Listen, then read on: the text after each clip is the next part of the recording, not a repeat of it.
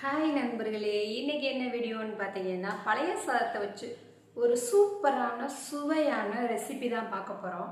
அது என்னன்னு சொல்லிட்டு பார்க்கலாம் வாங்க, வீடியோக்குள்ளே போகலாம்.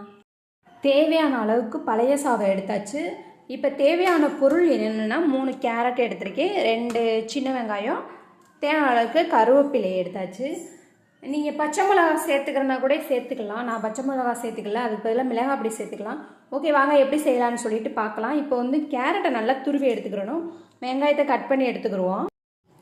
கேரட்டை நல்லா வாஷ் பண்ணி எடுத்தாச்சு.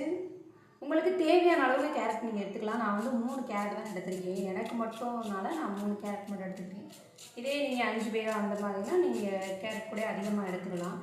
கேரட்டை நல்லா சீவிடுங்க. ஃபுல்லாக மேலே உள்ள தோல் ஃபுல்லாக சீவி எடுத்துக்கலாம்.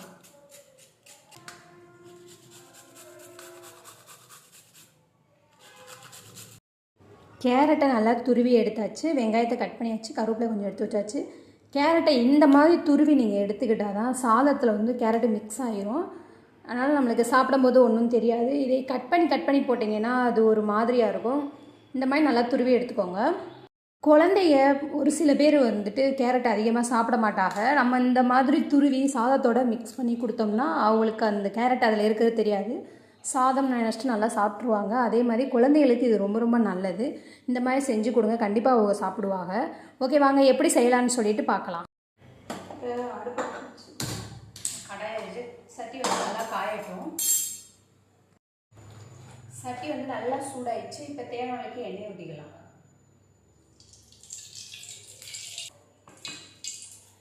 இப்போ நான் சீரகம், சின்ன சீரகம் 1 ஸ்பூனு, கடுகு ஒரு 1/4 ஸ்பூன் சேர்த்துக்கிறேன். சீரகமும் கடுகும் நல்லா பொரிஞ்சு வந்ததுக்கப்புறம் வெங்காயத்தையும் கருவேப்பிலையும் போட்டு நல்லா வதக்கி எடுத்துக்கிறோம். வெங்காயம் நல்லா பிங்க் கலரில் வதங்கி நல்லா வரணும். அதுக்கப்புறம் நம்ம எடுத்து வச்சுருக்க கேரட்டை சேர்த்துக்கலாம். வெங்காயம் நல்லா வதங்கி வந்துச்சு. இப்போ நம்ம கேரட்டை சேர்த்துக்கலாம்.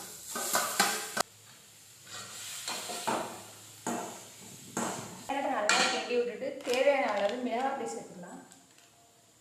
சேர்த்துக்கலாம். குழந்தைகளுக்குனா மிளகாய் சேர்க்க வேணாம், லைட்டாக சேர்த்துக்கலாம். நான் லைட்டாக தான் காரம் சேர்த்துக்கிறேன். இதை நம்ம தேவையான அளவு உப்பு சேர்த்துக்கலாம். அதுக்கப்புறம் சாதம் போடும்போது கொஞ்சம் உப்பு சேர்த்துக்கலாம். ஏன்னா நம்ம கேரட்டில் உப்பு இருக்கணும்ல. நான் கொஞ்சம் தான் சேர்த்துக்கிறேன், தேவையான அளவு சேர்த்துக்கலாம்.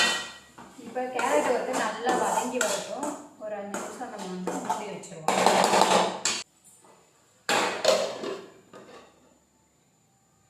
5 minutes later.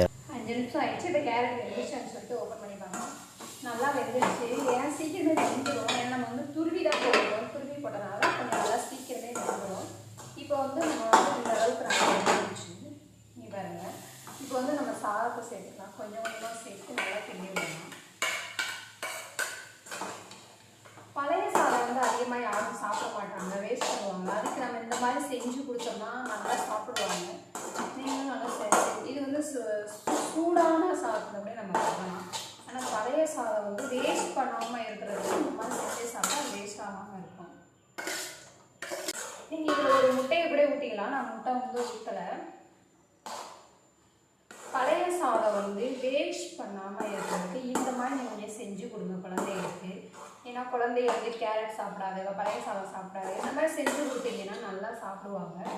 இப்போ நம்ம தேவையான அளவுக்கு நெய் கொஞ்சமாக லைட்டாக நெய் சேர்த்துக்கலாம்.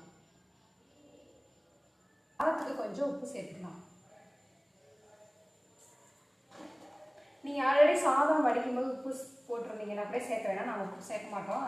உப்பு சேர்த்து நல்லா கிண்டி விடுவோம். அப்போ தான் நெய்யும் உப்பும் ஃபுல்லாக சாதம் ஃபுல்லாக நல்லா மிக்ஸ் ஆகும். இந்த மாதிரி செஞ்சு சாப்பிட்டா பழைய சாதம் வேஸ்ட் ஆகாதுல்ல. மோஸ்ட்லி 3/4 பேர் பழைய சாதத்தை கீழே தான் கொட்டுறாங்க. இந்த மாதிரி கண்டிப்பாக இந்த மாதிரி செஞ்சு சாப்பிடுங்க.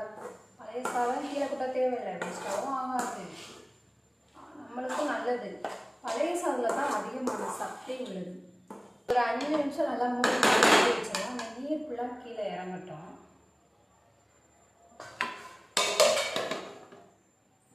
5 minutes later. 5 நிமிஷம்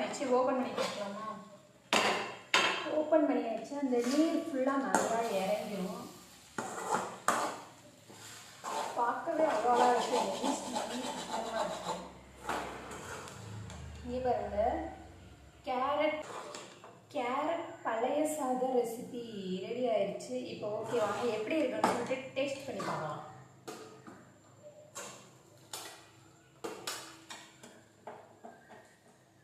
அது எப்படி இருக்குன்னு சொல்லி நம்ம டேஸ்ட் பண்ணி பார்க்கலாம். சுடுது.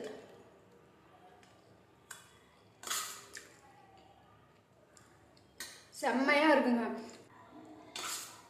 இந்த மாதிரி பழைய சாதத்தை வேஸ்ட் பண்ணாமல் கேரட் போட்டு செஞ்சு சாப்பிட்டா அவ்வளோ டேஸ்ட்டாக இருக்குது. ஆனால் அது சூடான சாதத்துலேயும் செய்யலாம். ஆனால் அது எப்படி இருக்குன்னு எனக்கு தெரியாது. நான் இது ஃபஸ்ட் டைம் செஞ்சுருக்கேன். ரொம்ப ரொம்ப நல்லா இருக்குது. நீங்களும் இந்த மாதிரி செஞ்சு பாருங்கள். குழந்தைகளுக்கு இந்த மாதிரி செஞ்சு கொடுங்க. ஏன்னா கேரட் சில குழந்தைங்க சாப்பிடாது. இந்த மாதிரி செஞ்சு கொடுத்தோம்னா நல்லா சாப்பிடுங்க. நம்ம எதையும் வேஸ்ட் பண்ண தேவை கிடையாது. எதுவும் நம்மளுக்கு வந்து வேஸ்ட்டான பொருளும் கிடையாது. அதனால் நீங்களும் இந்த மாதிரி செஞ்சு பாருங்கள். ஓகே, நெக்ஸ்ட்டு என்ன சமைக்கலாம்னு சொல்லிட்டு நம்ம நெக்ஸ்ட் வீடியோவில் பார்க்கலாம். ஓகே, பாய்.